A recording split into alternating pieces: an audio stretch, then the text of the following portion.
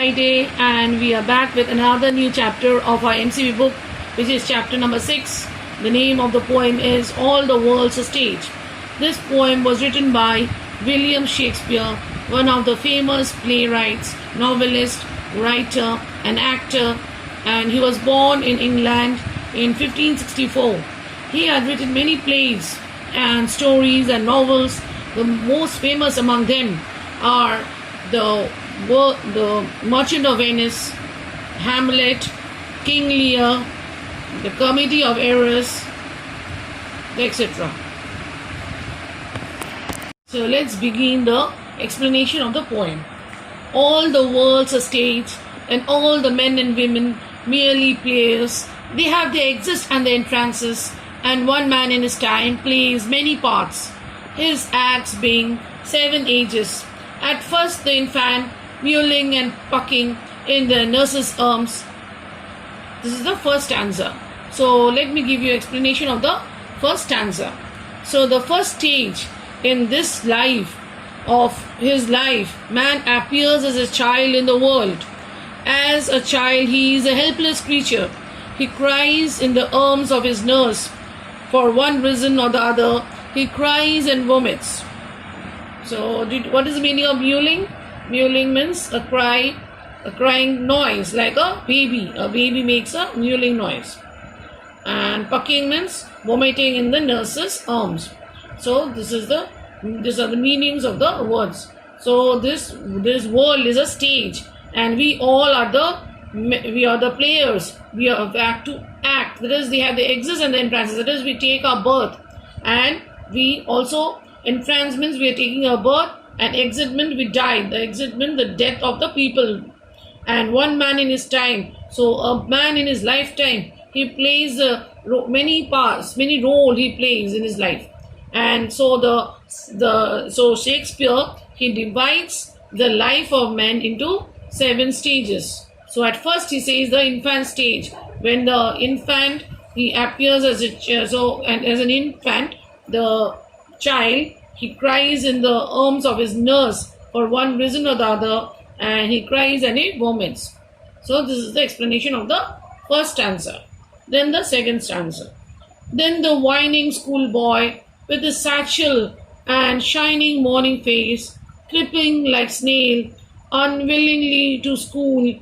And so the second stage is what? Of the schoolboy. Whining means the crying. He's unwilling to go to the schoolboy is unwilling to go to the school because he's child, and with his satchel. Satchel means the school bag which he carries on his shoulder. That is a satchel. And shining morning face, creeping like a snail. So the next phase of his life, man appears as a child in the world. He goes to school with a bag hanging from his shoulder. He goes to the school creeping like a snail, like walking very slowly. Creeping means walking like a snail. Snail also moves very slowly. Like that, the child also walks very slowly like a snail. So he marches to the school unwillingly. He doesn't want to go to the school.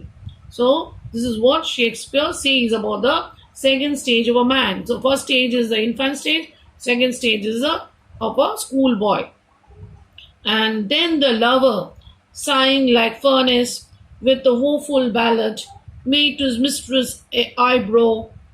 Then a soldier, full of strange oaths, and bearded like a bird, jealous in honor, sudden and quick in quarrel, seeking the bubble reputation. So the third stage, in the third stage of his life, a man plays the role of a lover. He grows into a young man, full of desires, ambitions, and dreams. He becomes a romantic young man. He falls in love and sighs like a furnace. He begins to write sad poems to his beloved. He cannot control his sad feelings. So this is what Shakespeare is telling about the third stage of a person's life. That is, he is growing into a youth now. Then let's carry on. Then he's also explaining in the fourth stanza, he's explaining the man becomes a foul-mouthed soldier who has learned queer words at this stage. So a soldier here means very strange words, some bad words. Foul words means he has learned some abusive language which he is using, and he tries to give himself a formidable look with a beard like a bird. Bird means like a leopard, and he is emotional and jealous. He quarrels with others for his honor and grace. He hankers, that is, it runs after temporary and bubble fame. So in this stanza, is the a man is compared, the soldier is compared to a leopard, and a leopard also. What is how does a leopard move? A soldier is compared with a leopard because a soldier is quick, prompt, and fast as a leopard. He is also bearded. Beard, you know what is a beard? That is dadi we say in Bengali. He is also bearded like a leopard. So this is what we see in the fourth stanza. Next, let's carry on. Even in the cannon's mouth, and then the justice in fair round belly, with good capon lined, with eyes severe and beard of formal cut, full of wise saws and modern instances, and so he plays his part. So in the fifth stage of his life, he becomes a judge. A man becomes a judge. He becomes matured and experienced in his thoughts. The heat of youth has completely cooled down, and he becomes very realistic.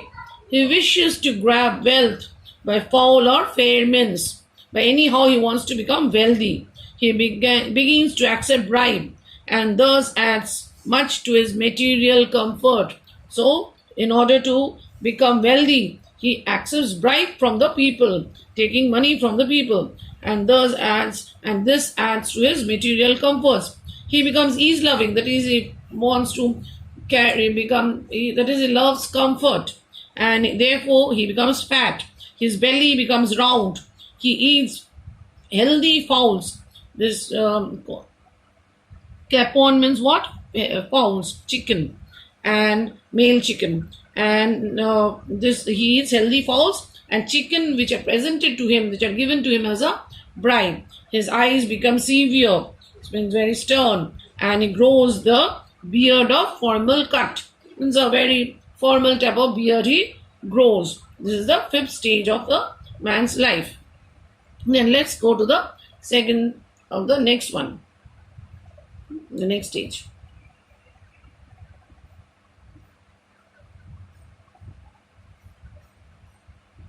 The second stage shifts into the lean and slippered. Let's go to the sixth stage of a man's life. In the sixth stage, into the lean and slippered pantaloon, with spectacles on nose and pouch on side, his youthful hose well saved, a world too wide, for his shrunk shank, and his big manly voice, turning again toward childish treble pipes and whistles in his sound. So this is what we see in the sixth stage of a man's life. A man grows old. He looks quite ridiculous in his movements. He wears glasses because his eyesight is weak. His shoes become white for his feet. His voice suffers a change. It becomes a shrill and quivering whistle. Next, go to the seventh stage, that is the last stage of a man's life. Last scene of all that ends this strange, eventful history is second childishness and mere oblivion. Sans street, sans eyes, sans taste, sans everything. In this stanza, we see that this is the last stanza of the world, of the people's life, you can say. So in the final stage, the man turns into a child once again. He seems to forget everything. He becomes toothless. His eyesight is weakened and he is deprived of taste. He is ready to leave this world. Shakespeare has the 7 stages of man's life with a touch of satire and cynicism. In each stage, man imagines himself great and important, but there is something ridiculous in his behavior all through his life. Shakespeare has described each of the man's life stage with great economy of words. He uses living and concrete images to describe the different stages of life. the use of the word mewling of the infant's cry and the schoolboy's reluctance for going to school, described in phrases like creeping like a snail, are examples of living images.